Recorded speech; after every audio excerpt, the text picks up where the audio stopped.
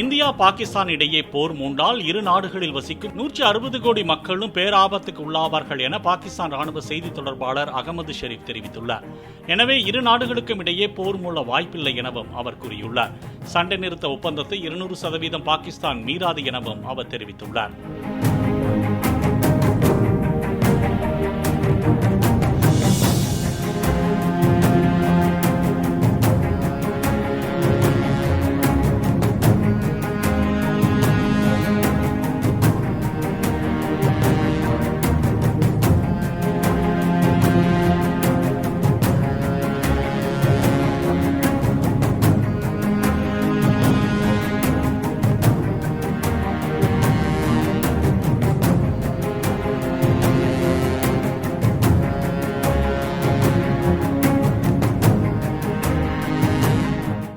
Play store மற்றும் app ஸ்டோரில் இருந்து பாலிமர் செயலியை QR கோடு மூலம் பதிவிறக்கம் செய்யுங்கள்.